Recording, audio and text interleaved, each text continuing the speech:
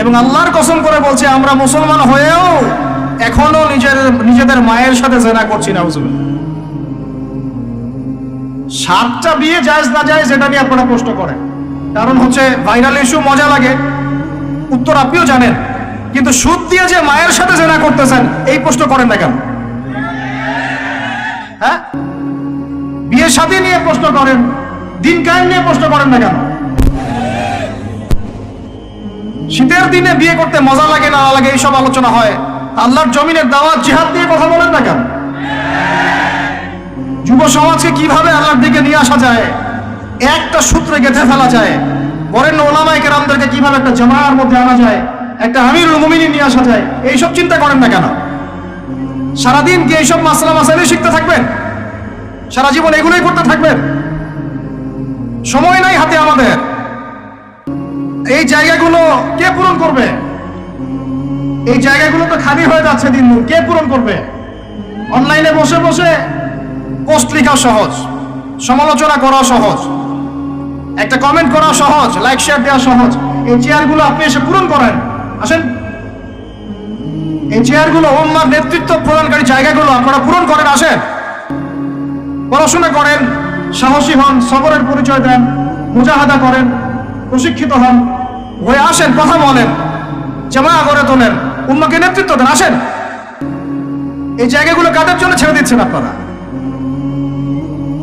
এই উম্মার দায়িত্ব আবু তো আদনানের নয়, এই উম্মতের দায়িত্ব আব্দুল মালিক সাহেবের নয়, এই উম্মতের দায়িত্ব এই মুস্তাকুর নবী হুজুর, ওসামা ভাই, আহমদুল্লাহ হুজুর, এই ইন্ডিভিজুয়াল মানুষদের নয়। একজন ব্যক্তির উপরে, কয়েকজন ব্যক্তির উপরে আপনি দায়িত্ব চাপাই দিতে পারবেন না। উম্মার প্রত্যেকটা ব্যক্তির দায়িত্ব আছে এই উম্মাকে বিজয়ী করার জন্য। আর আপনি চিন্তা করেন, আয়নার সামনে দাঁড়ান, আয়নার সামনে দাঁড়াই চিন্তা করেন না যে সারাটা জীবনে 30-32 বছর বয়স হয়ে গেল, 40-50 হয়ে গেল, এই উম্মাহ আপনার কাছ থেকে কি পেয়েছে এখন পর্যন্ত? এই উম্মাহ আপনার কাছে কি পেয়েছে? কয়টা বই পেয়েছে?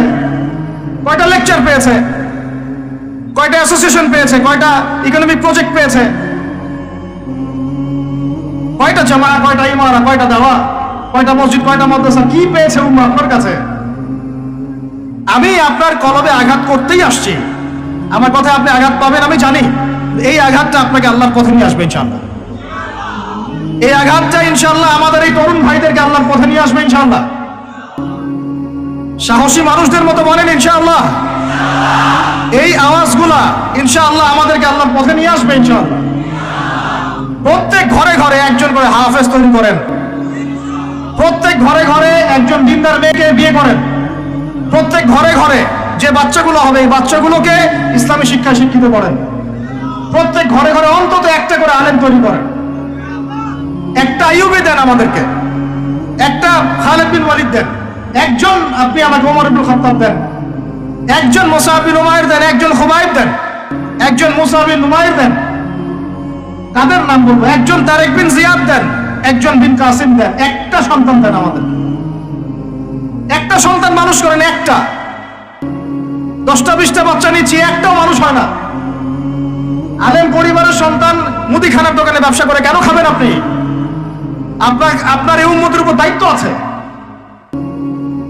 আমাদের দায়িত্ব খালি মধু বিক্রি করা, দাড়ি টুপি বিক্রি করা, আতর বিক্রি করা? ইসলামের দিকে আসার সাথে সাথেই কেন আপনার এই দিকে চলে যান? উম্মাকে কে নেতৃত্ব দিবে? আমরা দিব? আমাদের কোনো ক্ষমতা আছে? আমাদের কোনো জ্ঞান আছে? আমাদের কোনো সেই যোগ্যতা আছে? আমাদের দিকে আঙ্গুল তুলতে পারবেন আপনি? কারণ আল্লাহর কসম, আল্লাহর জমিনে সবচেয়ে গুনাহগার বান্দা আমরাই। যদি আমরা সত্যিকারের নেতৃত্ব প্রদান করার যোগ্যতা অর্জন করতে পারতাম, এতদিনে আমাদের হাতে দিন বিজয় হয়ে যেত। নাই সেটা আমার মধ্যে, নাই সেটা হয়তো আমাদের মধ্যে, পারছি না আমরা। আপনাকে দায়িত্ব নিতে হবে। একজন ভাই গার্মেন্টস ব্যবসায়ী, তিনি এত বড় একটা আয়োজন করতে পারেন, তার দায়িত্ব পালন করতে পারেন। আপনারও তো অর্থ সম্পদ আছে, একটা ইসলামিক ইউনিভার্সিটি করেন, একটা বড় একটা মার্কাজুল কোরআন, মার্কাজুল ইলম গড়ে তোলেন, উলামায়ে কেরামদের একটা জামায়া গড়ে তোলেন। কিছু পারেন না, অথেন্টিক বইগুলোকে প্রচার করার ব্যবস্থা করেন, কিছু কিছু অথেন্টিক মিডিয়া প্রডিউস করেন। তোমরা জেনারেল লাইনে পড়াশোনা করে কয়জন বিজ্ঞানী হচ্ছ? একটা সফটওয়্যার আবিষ্কার করতে পারছি না আমরা ইসলামিক, হাতে গোনা যায় অ্যাপস, 3-4 অ্যাপস ইসলামিক। প্রযুক্তি আমাদের নিজস্ব হাতে তৈরি করা না, আমাদের স্বতন্ত্র মিডিয়া নাই। এই মিডিয়াগুলোতে কিছু হয় না, এগুলো বরং কোনো কোনো ক্ষেত্রে ফিতনাও ছড়ায় বেশি। কারণ আমার কথা মন খারাপ করুন না, কারণ আমি চ্যালেঞ্জ করতেছি আপনাদেরকে, আপনি 1000 জনকে বসান যারা দিন নিয়ে কাজ করতে চাচ্ছেন, তাদের 10% কোরআন তেলাওয়াত সহি না।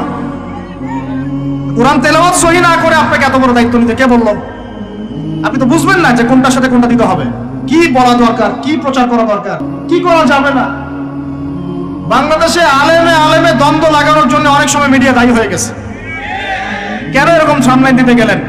অমুককে ধুয়ে দিল তমুক, সে যদি না ধুয়েও দেয় তবু তো আমার মনে হচ্ছে লোকটাকে ভালো মনে করতাম, লোকটাকে আলেম মনে করতাম। এরকম কথা বললো আমার সম্পর্কে, আমার মনের মধ্যে একটা খারাপ ধারণা সৃষ্টি হচ্ছে।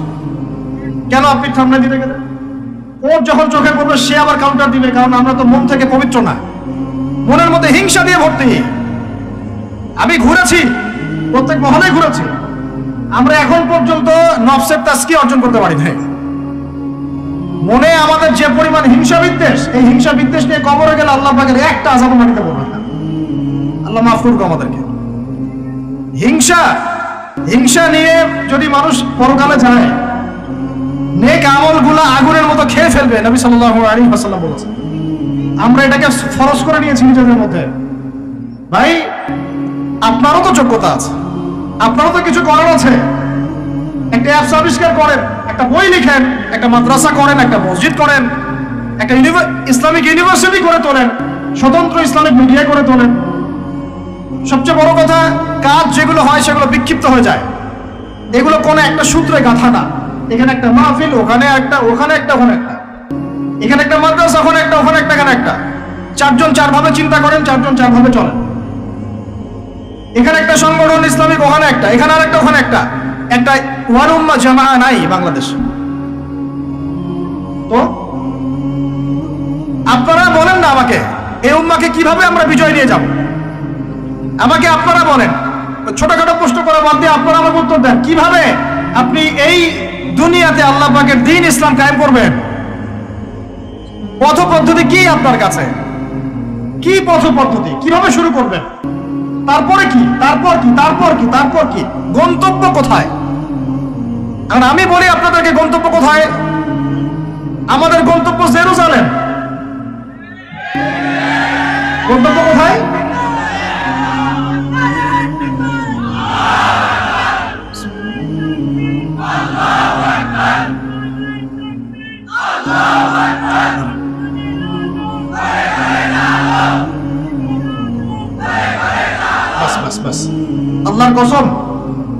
আল্লাহর কসম করে বলতেছি, আল্লাহ রাব্বুল আলামিনের কোনো পরোয়া নাই যদি বাংলাদেশে দিন কায়েম না হয়, যদি পাকিস্তানে না হয়, মালয়েশিয়াতে না হয়, এইখানে না হয়, ওইখানে না হয়, আল্লাহর কোনো পরোয়া নেই, কিছু যায় আসে না।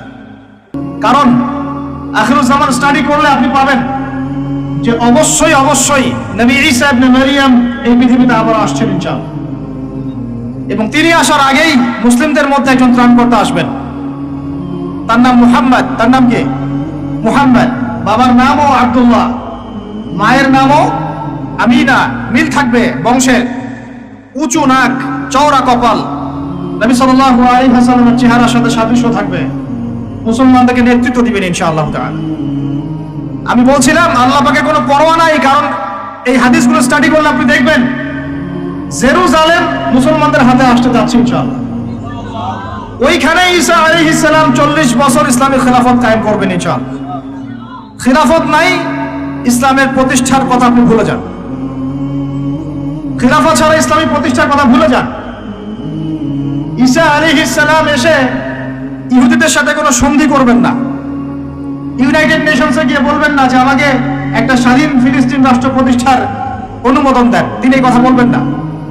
তিনি বলবেন না যে আমাকে ডলার দেন, IMF এ গিয়ে বলবেন না আমাকে ঋণ দেন, বরং তিনি এই পুরো বৈশ্বিক কুফরি তাগুতি শক্তির গোড়ায় গিয়ে আঘাত করবেন ইনশাআল্লাহ। যতদিন পর্যন্ত এই পুরো বিশ্বে ইহুদি খ্রিস্টানদের যে অ্যালায়েন্স, জায়নিস্ট মুভমেন্ট, এর পতন না হচ্ছে, ততদিন পর্যন্ত মুসলমানরা স্বাধীন হতে পারে নাই। আমরা এখন পর্যন্ত স্বাধীন হতে পারি নাই, এটাই সত্য কথা। কখন স্বাধীন হবেন আপনি? কখন এই উম্মাহ স্বাধীন হবে? যখন আপনার আমার কথায় পশ্চিমারা উঠবে বসবে তখন, যখন আপনার আমার কথায় এই ইহুদিরা উঠবে আর বসবে তখন, যখন আপনার আমার কথায় এই পুরো কুফরি তাগুতি শক্তিটা উঠবে বসবে তখন বুঝবেন উম্মাহ স্বাধীন হয়েছে। স্বাধীনতা শুনছেন? বেলাল ইবনে রাবাহ স্বাধীন, যখন তাকে পিটানো হচ্ছে সেকল দিয়ে বেঁধে শেষরায় টানা হচ্ছে, বেলাল ইবনে রাবাহ সেদিন স্বাধীন ছিলেন, কারণ তিনি আল্লাহ ছাড়া কারো দাসত্ব করেন না। আবু জাহেলের নির্মম নির্যাতন, উমাইয়া বিন খালাফের নির্মম নির্যাতন বেলাল ইবনে রাবাহকে পরাধীন করতে পারে নাই। বেলাল স্বাধীন আঘাতের মধ্যে। সুমাইয়া স্বাধীন। সুমাইয়ার নাম শুনেছেন? আমাদের বোনরা তার নামই জানে না। ওরা জানে কি প্রোডাক্ট আসলো বাজারে, কোন পার্লারে গেলে কি পাওয়া যায়, কোথায় গেলে কি হয়, কোন মার্কেটে গেলে কি পাবো। মার্কেট ভর্তি মহিলা দিয়ে, ভর্তি মহিলা দিয়ে, গার্মেন্টসও তো ভর্তি মহিলা দিয়ে। পর্দা কতটুকু মেনটেন হয় সেটাও ভাবতে হবে। জব করতে দোষ নাই, জব করতে দোষ আছে, পর্দা কতটুকু ভাবতে হবে না? আমরা যে বস্তুবাদী এটা আমাদের রাস্তাগুলোই প্রমাণ করছে। আমরা আমাদের বাড়ি ঘরগুলো চকচকা করছি আর সরকারের রাস্তাগুলো ভেঙে ফেলতেছি। এখন ওই রাস্তাগুলো তৈরি করে দেওয়ার দায়িত্ব আমাদের, দায়িত্ব আমাদের না? অবশ্যই আমাদের, কারণ আমরা তো খেয়ালত করলাম সরকারি মাল দড়িয়ামে ডাল, এরকম চিন্তা করলাম। ওইদিকে যেতে যাচ্ছি না। বোনরা শোনেন, ভাইরাও শোনেন, সুমাইয়া স্বাধীন। কখন স্বাধীন? যখন আবু জেহেল তাকে বলছে যে তুই এই জন্যই ইসলাম কবুল করেছিস যে মুহাম্মাদের সৌন্দর্য দেখে তুই তার প্রেমে পড়েছিস। নাউজুবিল্লাহ সাল্লাল্লাহু আলাইহি ওয়াসাল্লাম কি বলেছে বলেন? তুই মুহাম্মাদের সৌন্দর্য দেখেই মনে হয় তার প্রেমে পড়েছিস। নাউজুবিল্লাহ, আস্তাগফিরুল্লাহ। সুমাইয়া রাদিয়াল্লাহু আনহা তখন বাধা, হাত পা বাধা, হাত পা বের করার কোনো অপশন নাই, বাধা আছে। এক জটলা থুতু মুখে একত্রিত করে আবু জাহেলের মুখের উপর থু করে থুতু দিয়ে দিয়েছে। আর আপনারা তো জানেন যে একটা থুতুতে অনেক কিছু হয়, হয় না? একটা থুতুতে অনেক কিছু হয়। এক থুতুতে ইমানদার মুনাফিক আলাদা হয়ে যায়। এক থুতুতেই ইমানদার মুনাফিক আলাদা হয়ে যায়। সুমাইয়াও থুতু দিয়েছিল আবু জাহেলের মুখে। এবার আবু জাহেল কি করেছে শুনেন। আবু জাহেল, তার কাছে একটা বর্ষা ছিল, বর্ষা চেনা যায়, বর্ষা সামনে অংশ চোখা, এটা দিয়ে সুমাইয়া রাদিয়াল্লাহু আনহার লজ্জাস্থানে আঘাত করে তাকে শহীদ করে দিয়েছে। ব্যথা অনুভব করলেন না? আমি জানি করেন নাই, কারণ সুমাইয়া আপনার কেউ না, সুমাইয়া আপনার কেউ না, সুমাইয়া আমার বোন না, সুমাইয়া আমার স্ত্রী না, সুমাইয়া আমার মা না, সুমাইয়া আমার খালা ফুফু চাচি মেয়ে কেউ না। এই কারণে আমাদের আঘাত লাগে নাই। যদি আমাদের এই দেহটা যে অবশ, আমাদের উম্মার যে দেহটা যে অবশ, এটা তো বোঝা যায় চলমান বিশ্ব রাজনীতি দেখলেই। বিশ্বের যে কোনো জায়গায় মুসলিমরা আঘাত পাচ্ছে, মার খাচ্ছে, নির্যাতিত হচ্ছে। দোয়াও তো মুখ দিয়ে বেরো হয় না। তাদের স্মরণে একদিন কেউ রোজা রেখে একটু দোয়াও করে না, নামাজে একটু দোয়াও করে না, দুইটা কথাও বলে না, কোনো মানববন্ধনও নাই, কোনো প্রতিবাদও নাই, কিছুই নাই। মানে পুরো দেহটাই প্যারালাইজড, শেষ,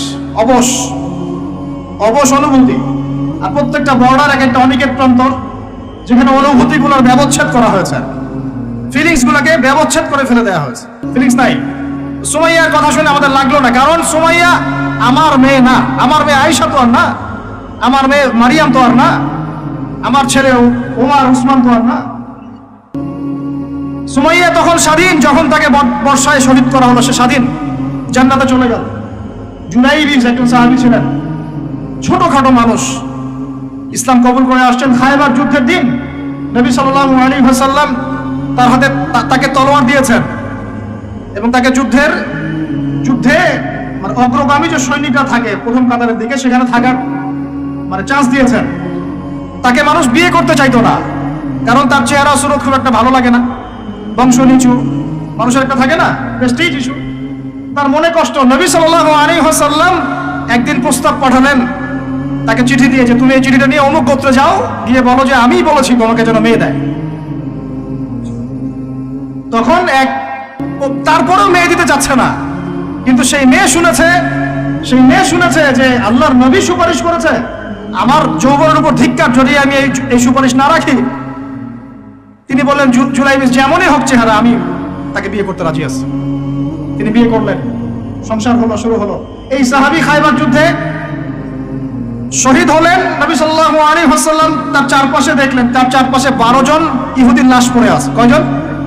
একাই 12 জনকে হত্যা করেছে এই সাহাবী। সুবহানাল্লাহ।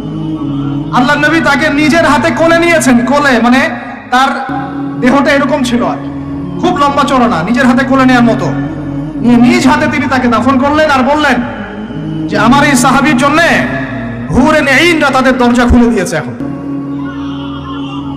তিনি তখন স্বাধীন। ওমর ইবনে খাত্তাব তখন স্বাধীন।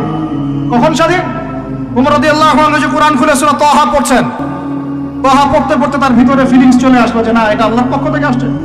তিনি বলছেন খুজুনি ইলা রাসূলিল্লাহি ওয়া আসহাবিহি, আমাকে আল্লাহর রাসূলের কাছে নিয়ে চলো, তার সাহাবীদের কাছে নিয়ে চল। তাকে নিয়ে যাওয়া হলো। ভিতরে হামজা ছিলেন রাদিয়াল্লাহু আনহু, তাকে টেনে নিয়ে আসলেন ভিতরে। বলছেন তরোয়াল নিয়ে আসছো কি জন্য? হ্যাঁ, আলা তানতাহি হাত্তা ইয়াজআল আল্লাহু বিকা কারিয়া, ততক্ষণ পর্যন্ত কি তুমি ক্ষান্ত হবে না যতক্ষণ আল্লাহর গজব না আসছে তোমার উপরে? ওমর ইবনে খাত্তাব বলছেন ইয়া রাসূলুল্লাহ, হে আল্লাহর রাসূল, জিতুকা উমিনু বিল্লাহি ওয়া রাসূলিহি, আমি আপনার কাছে এসেছি আল্লাহ এবং আপনার প্রতি ঈমানদার হয়ে এসেছি। ওয়া বিমা জিতা বিহি মিন ইনদিল্লাহ, এবং আপনি আল্লাহর পক্ষ থেকে যা নিয়ে এসেছেন এই কোরআনের প্রতি ঈমানদার হয়েই আমি আপনার কাছে এসেছি। আশহাদু আল্লা ইলাহা ইল্লাল্লাহ ওয়া আশহাদু আন্না মুহাম্মাদান আবদুহু ওয়া রাসূলুহু। কালিমা পড়লেন, মুসলিম হলেন, স্বাধীন হলেন। আগে পরাধীন ছিলেন। বুঝতে পারছেন না কথা? এরপরে তিনি সবার দরজায় গিয়ে নক করলেন। আবু জাহেলের বাসায় নক করে বলছেন হাল আলিমতা আন্নী কদ আসলামত, তুমি কি জানলা যে আমি ইসলাম কবুল করেছি? আবু জাহেল, তুমি কি জানলা, শুনলা যে আমি ইসলাম কবুল করেছি? আরেকজনের বাসায় যান, উমাইয়া বিন খালাফ, হাল আলিমতা আন্নী কদ আসলামত, তুমি কি জানলা আমি ইসলাম কবুল করেছি? ওয়াত্তাবা'তু মুহাম্মদ সাল্লাল্লাহু আলাইহি ওয়াসাল্লাম, আমি আল্লাহর রাসূলের ইত্তেবা করেছি। এরপর কুরাইশদের এই কাবার সামনে গিয়ে বলছেন ইয়া মা'শারাল কুরাইশ, হে কুরাইশ তোমরা শোনো, ই'লামু আন্নী কদ আসলামত, তোমরা জেনে রাখো যে আমি ইসলাম কবুল করেছি। ওয়া শাহিদতু আল্লা ইলাহা ইল্লাল্লাহ ওয়া আন্না মুহাম্মাদান আবদুহু ওয়া রাসূলুহু। এবার কুরাইশরা গিয়ে তার উপর আক্রমণ শুরু করলো। 40 জন 50 জন গিয়ে তাকে জাপটে ধরতেছে। তিনি একাই লড়তেছেন সবার সাথে। একজন এসে পরামর্শ দিচ্ছেন, ওই যে আপনারা যারা হিকমতের দোহাই দিয়ে কাপুরুষতাকে আড়াল করতে চান তারা শুনেন ওয়াজটা ভালো করে। যারা হিকমতের দোহাই পেয়ে কাপুরুষতাকে আড়াল করতে চান তারা শুনেন। উনি এসে বলেছেন যে আফালা কুনতা কাতামত, তুমি কি ইসলাম কবুলের এই বিষয়টাকে গোপন রাখতে পারতা না? কি দরকার ছিল এভাবে প্রকাশ্যে বলার? কি দরকার ছিল এভাবে কাফেরদের সাথে একটা দ্বন্দ্বে জড়ানোর? শোনেন তারপরে তিনি কি বলছেন। তিনি বলছেন যে ওয়াল্লাহি, আল্লাহর কসম করে বলছি, লা উফাররিকান্না বাইনাল হাক্কি ওয়াল বাতিল কামা ফাররাকাল্লাহু বাইনাল লাইলি ওয়ান নাহার। আল্লাহু আকবার। তিনি বলছেন আল্লাহর কসম করে বলছি, আমি রাত এবং দিন আল্লাহ পাক যেভাবে আলাদা করে দেন এইরকম করে আমি সত্য আর মিথ্যা আলাদা করে দেব ইনশাআল্লাহ। আল্লাহু আকবার। এরপরে তার নাম হয়েছে আল ফারুক। কি নাম হয়েছে? ওমর এখন স্বাধীন। বলেন আমাকে, উম্মাহ স্বাধীন? উম্মাহ স্বাধীন? কিছু করতে গেলেই বলবে স্যাংশন দিয়ে দিব, কিছু বললে বলবে যে একদম টাকার মান কমাই দিব। আরো কিছু যদি বলতে চায় আমাদের প্রশাসন, গভর্নমেন্ট, তারা যদি আরো বড় পদক্ষেপ নিতে চায়, প্রশাসন গভর্নমেন্ট যদি বলতে চায়, বলতে পারে বা বলে ওই ইউনাইটেড নেশনসে গিয়ে যে আমরা আমাদের দেশ থেকে আমাদের সেনাবাহিনী পাঠাবো, গাজায় গিয়ে আমাদের পক্ষে, আমাদের মুসলিমদের পক্ষে যুদ্ধ করবে। এই কথা যদি বলতে পারে বা বলে, দেখবেন তাদের সমস্ত শক্তি দিয়ে বাংলাদেশকে আক্রমণ করে ফেলছে। আপনি আমাকে বলেন আমরা স্বাধীন? উম্মাহ স্বাধীন? ওই তাগুতি শক্তির, বিশ্ব কুফরি শক্তির পরাজয় না হওয়া পর্যন্ত মুসলমান স্বাধীন না। আর ঈসা ইবনে মারিয়াম এই গাল গল্প করতে আসবেন না। তিনি মানুষকে খালি সুরসুরি মার্কা ওয়াজ করতে আসবেন না। তিনি আসবেন ওই গোড়ায় আঘাত করতে ইনশাআল্লাহ। আর মাহদী মানুষকে সুরসুরি মার্কা ওয়াজ করবেন না, খালি ফজিলত আর ফজিলত, এভাবে নয়। তিনি আসবেন দাওয়াতের মিশন নিয়ে, উম্মাহকে ঐক্যবদ্ধ করবেন, কুফারদের সাথে মুসলমানদের একদম সশস্ত্র যুদ্ধ হবে, তারপর এদের একটা একটা করে খুঁজে বের করে মারা হবে ইনশাআল্লাহ। আল্লাহর কসম করে বলতেছি, আমাদের একটা মুসলিম ভাইয়ের রক্ত বৃথা যাবে না, একজন শিশুর রক্ত বৃথা যাবে না ইনশাআল্লাহ। একজন বোনের ইজ্জতের মূল্য ওদেরকে দিতে হবে ইনশাআল্লাহ। এই যে বিগত 1.5 মাসে তোমরা 19,600 জনকে হত্যা করেছো, একটা একটা করে হিসাব আমরা নিব ইনশাআল্লাহ। 1914 সাল থেকে 2023 পর্যন্ত প্রায় 3.5 লক্ষ মানুষকে হত্যা করা হয়েছে, এর হিসাব ওরা দিবে ইনশাআল্লাহ। এর হিসাব আমরা নিব ইনশাআল্লাহ। আমরা ছাড়বো না ইনশাআল্লাহ। এই ফিলিস্তিন আমরা ছাড়বো না, এই জেরুজালেমও ছাড়বো না। আর মনে রাখেন, আমাদের এখানে কি হবে তারপরও আল্লাহ পাক করবেন না। আল্লাহ পাক জানেন কোন জায়গা থেকে দিন কায়েম করতে হবে। ঈসা ইবনে মারইয়াম 40 বছর ওই তাখত থেকে, ওই সিংহাসন থেকে পুরো বিশ্বটাকে শাসন করবে ইনশাআল্লাহ তাআলা।